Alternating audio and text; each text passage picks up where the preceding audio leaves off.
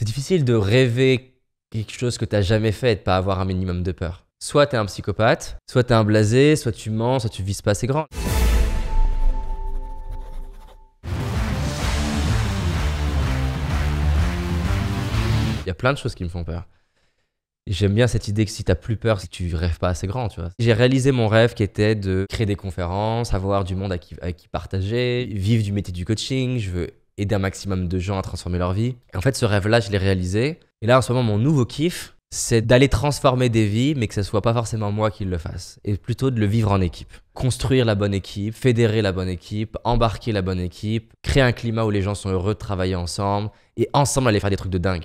Moi, mon truc, c'est d'avoir des peurs qui ont du sens pour moi. Mon père, il comprend pas. Il me dit, mais tu sais, David, aujourd'hui, avec ta notoriété, tu pourrais avoir une toute petite entreprise, gagner super bien ta vie, profiter de la vie, machin. Je dis oui, mais c'est pas mon rêve. Je préfère tout perdre et foirer, mais expérimenter mon rêve. Et je préfère qu'on aille essayer de faire un truc en équipe, parce que ça m'amuse pas d'aller faire un truc tout seul. Alors que aller faire un documentaire de malade et qu'on le vende à Netflix, ça me fait kiffer. Faire venir Will Smith à notre prochain événement, ça me fait kiffer. Construire des outils et des formations qui permettent à monsieur, madame, tout le monde d'acquérir des outils de coaching, de mindset qu'on retrouve au GIGN, dans le sport de haut niveau, chez Google. Ça me fait kiffer, mais ça, c'est impossible à faire tout seul. C'est difficile de rêver quelque chose que tu n'as jamais fait et de pas avoir un minimum de peur.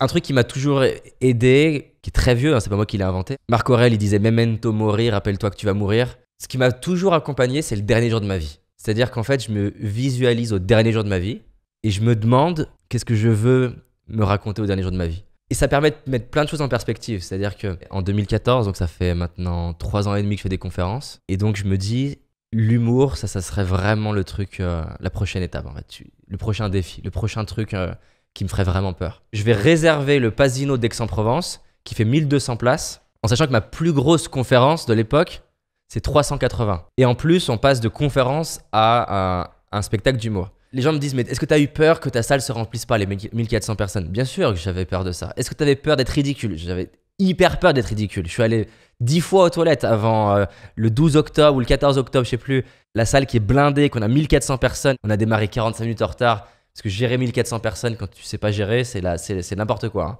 Bien sûr que j'étais stressé de tout ça et que ça me paniquait. Mais quand je me disais au dernier jour de ma vie, est-ce que je préfère ne jamais avoir essayé de remplir cette salle?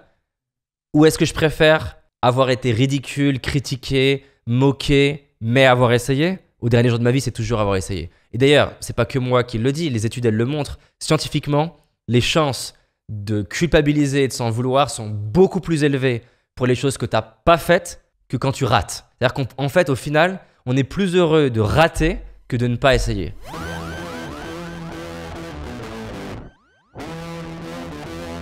J'ai une école de coaching, je forme les gens pendant 2 ans au coaching. Je fais des coachings de gens que je ne connais pas, de l'extérieur, devant les élèves pour qu'ils puissent me voir coacher. Et avec cette idée qui m'a toujours inspiré de donner les outils à monsieur, madame, tout le monde, mais surtout les gens qui sont très ambitieux de réaliser la vie qui les inspire. Mais la vie qui les inspire vraiment. Moi, ce qui m'inspire, c'est que les gens identifient leurs vrais rêves et ensuite aient le courage d'y aller et soient prêts à jouer sur 10 ans et pas avoir un petit succès rapide qui n'a pas de sens en fait.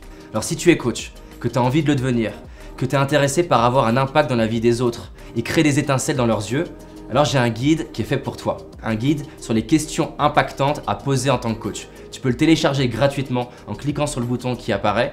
Donc c'est parti, télécharge le guide.